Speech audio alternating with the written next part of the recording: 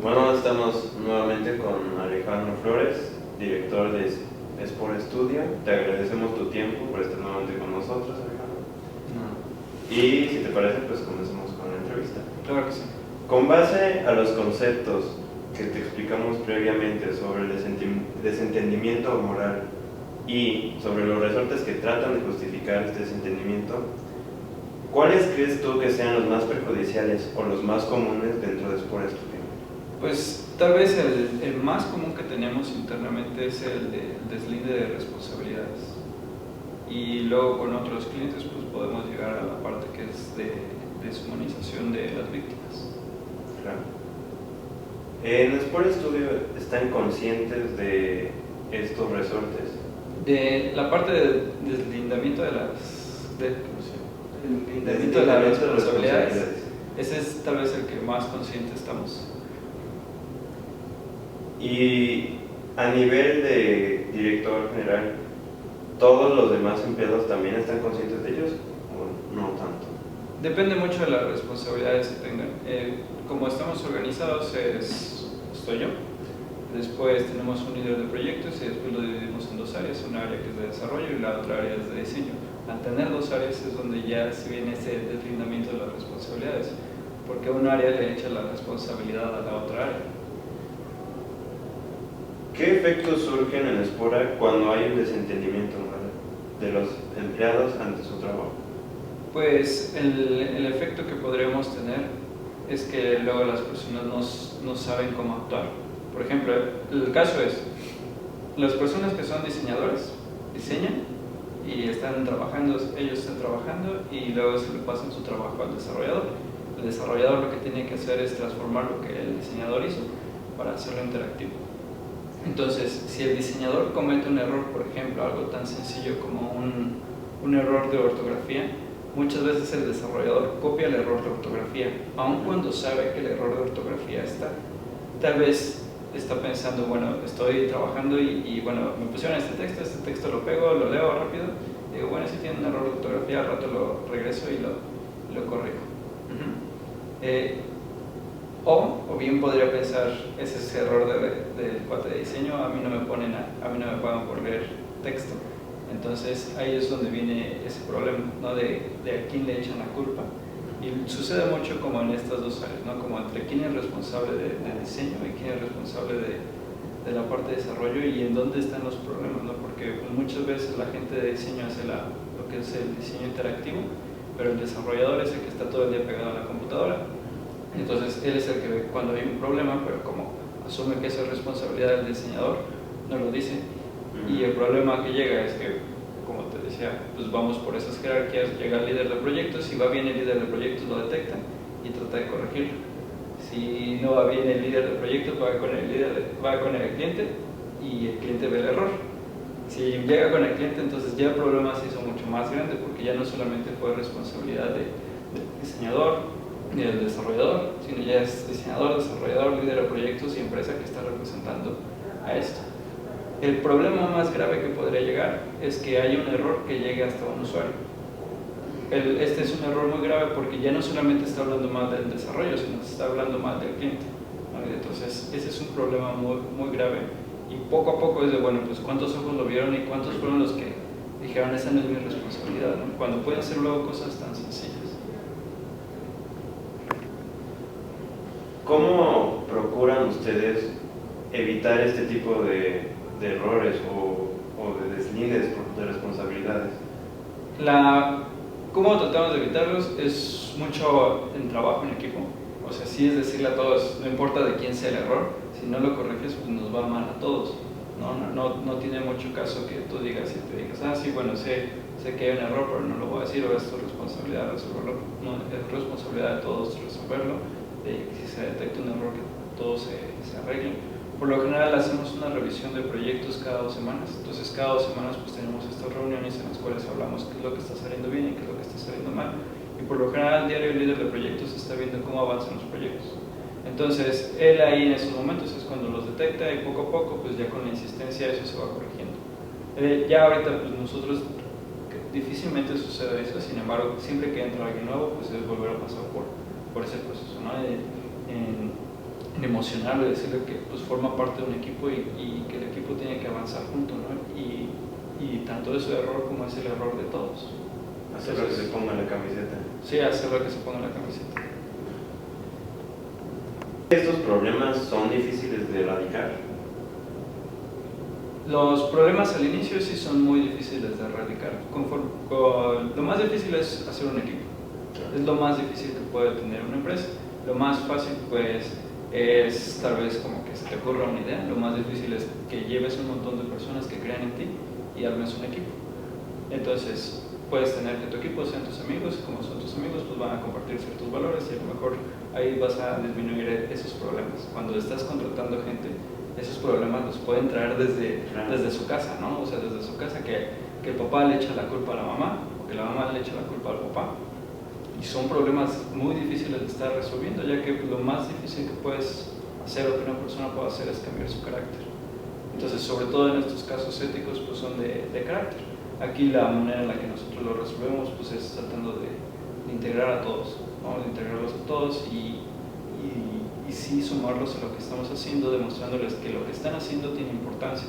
Porque muchas veces ellos dicen, bueno, nadie lo va a ver, solamente 5 personas van a descargar la app.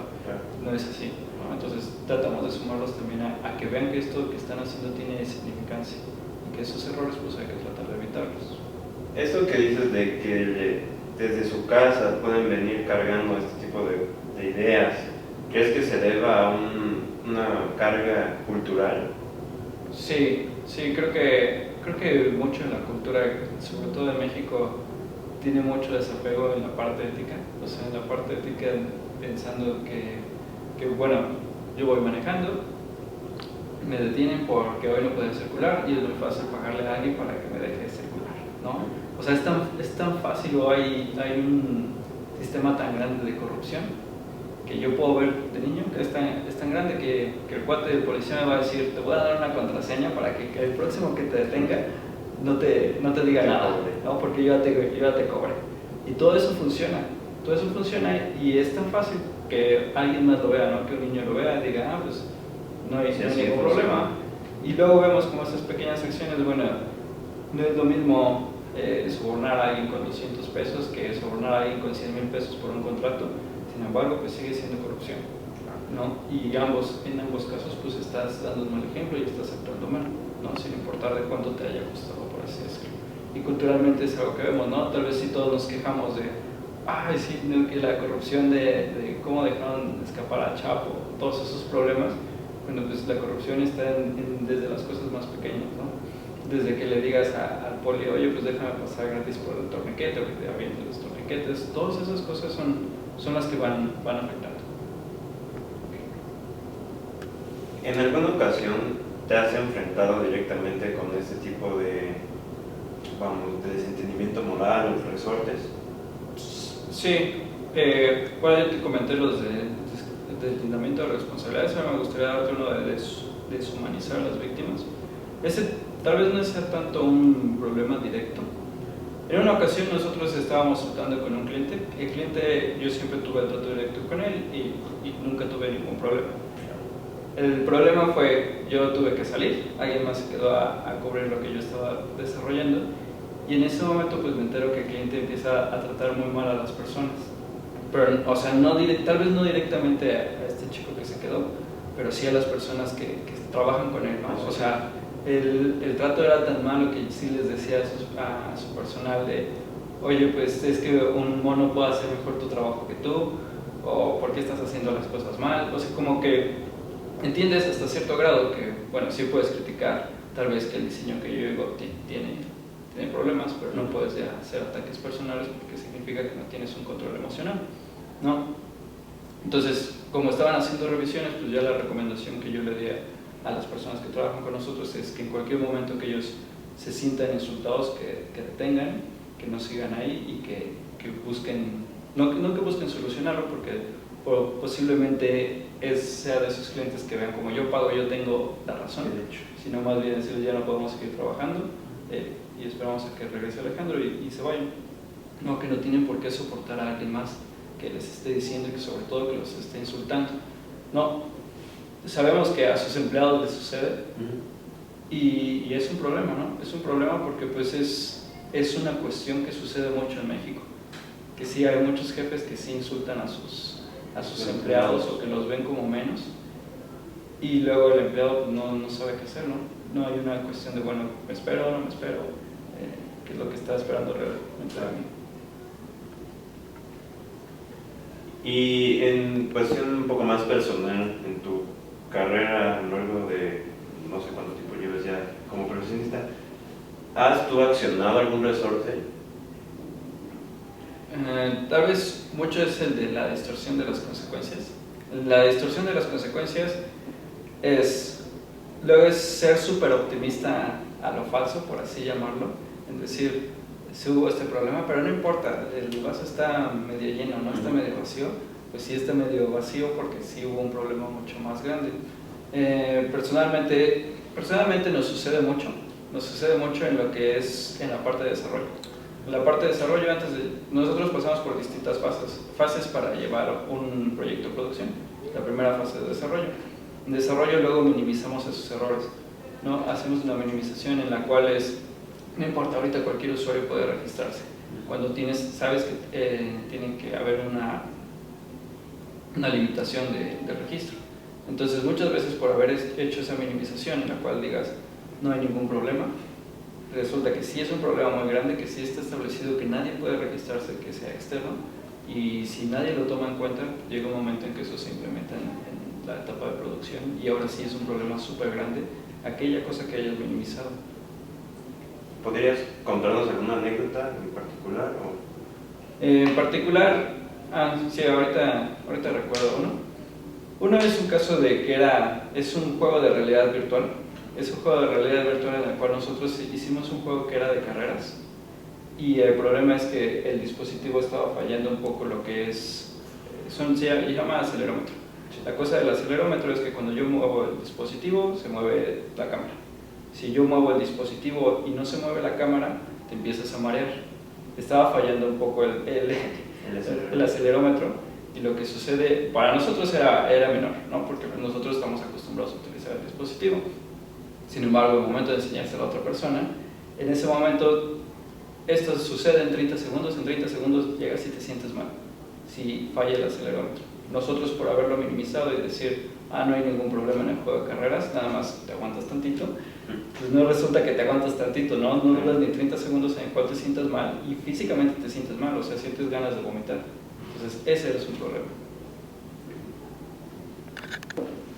Ahora, ¿cómo actúas teniendo toda esta vivencia de la anécdota que nos acabas de compartir?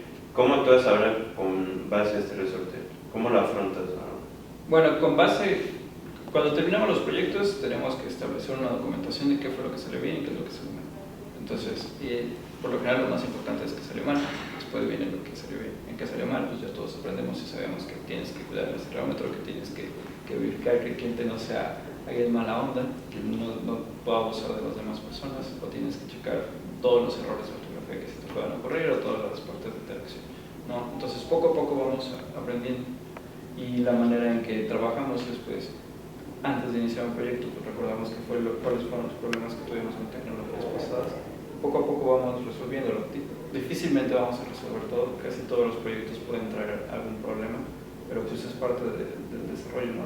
Lo importante es ver cómo lo resolvemos, ¿no? Es que podamos resolverlo y que no maximizar un problema tan pequeño, y saber que un problema, pues, no importa del tamaño que sea, tiene que resolverse, porque pues muchas veces es esa minimización de aquellas cosas. Bueno, Antonio, te agradecemos mucho tu tiempo, te deseamos mucho éxito en lo que resta del año y esperemos vernos nuevamente. Hasta luego, muchas gracias. El desentendimiento moral tiene un impacto considerable en los ejercicios profesionales de las personas, pues afectan directamente el crecimiento y desempeño de las empresas o bien perjudican la entrega de servicio o satisfacción percibida de los clientes. En México, muy comúnmente pueden apreciarse prácticas relacionadas con los resortes del desentendimiento moral, y socialmente tenemos una percepción de los mismos que se reflejan en la corrupción y sistemas de poder que nos resultan tan problemáticos para el crecimiento del país. Estas actitudes son obstáculos reales que pueden perjudicar la forma en la que Espora funciona y cómo desempeñan sus funciones y los productos que entregan. Como se observa en el video, en el ámbito laboral de Estudio existe el conocimiento consciente de que el desentendimiento moral se manifiesta en las situaciones empresariales del día a día, pudiendo crear un conflicto que nosotros lo relacionamos con el efecto de bola de nieve. Este efecto bola de nieve va de la mano con el mecanismo de la distorsión de las consecuencias, buscando destacar que los errores que se llevaron a cabo dentro del proceso de diseño hasta su finalización no tendrían ninguna repercusión. Sin embargo, es aquí cuando un pequeño problema se puede convertir en algo que afecte directamente a Espora Studios.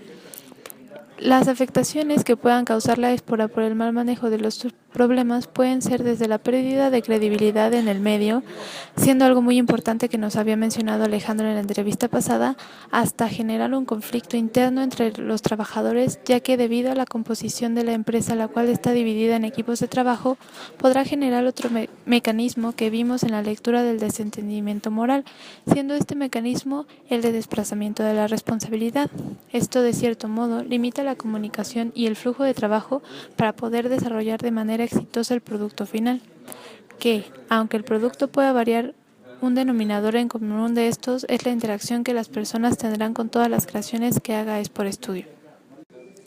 Por otro lado, Alejandro menciona un ejemplo en el cual se ha enfrentado a clientes que han incidido en acciones que se relacionan con los resortes del desentendimiento moral. Él menciona que un cliente sintió que debido a que él estaba pagando y el trabajo que estaba observando no era el que esperaba, que podía insultar y tratar mal a uno de sus colaboradores. En este caso, se trata de deshumanizar a la persona y pensar que se merece aquello debido a lo ya mencionado. Esto nos muestra que no solo dentro de la organización se enfrentan con esto, sino que deben lidiar con ello de manera externa, y es un obstáculo claro para sus funciones, es decir, que se dificulta poder entregar o terminar un producto si la colaboración y comunicación con el cliente se está viendo afectada. Sin embargo, él demostró que al estar consciente de que esto puede suceder, ya le ha comunicado a sus colaboradores qué hacer en caso de que se encuentren con una situación similar para que no comprometan su trabajo y a sí mismos. Espora Studio, al ser una organización cuyos productos son, en su mayoría, proyectos de videojuegos y digitales, tienen una forma específica de trabajar. Como Alejandro mencionó durante la entrevista, al terminar con su proyecto se procede con la documentación. En esta se describen no solo los detalles del proyecto, como lo son los conceptos, manuales de uso o instrucciones, sino que se hace una reflexión y un recuento del proyecto. Es decir, los desarrolladores deben hacer un recuento de las cosas que salieron de manera correcta y las que no. En ese momento, Alejandro, así como sus colaboradores, tienen la oportunidad de hablar de los problemas como lo son los resortes del desentendimiento moral. Los problemas que se generaron por el desplazamiento de la responsabilidad, por ejemplo, pudieron haber causado un problema con sus productos o bienes, por lo cual deben mencionar las situaciones y trabajarlas durante ese documento. De esta manera, no solo Espora, sino todas las empresas que funcionan de esta manera, tienen un tipo de manual que les permite ver cuáles son los problemas comunes a los que se enfrentaron con un proyecto y les permiten mejorar para los siguientes. Es una forma de minimizar los obstáculos que se generan debido a todas las situaciones que ya mencionamos y así pueden crecer en el futuro.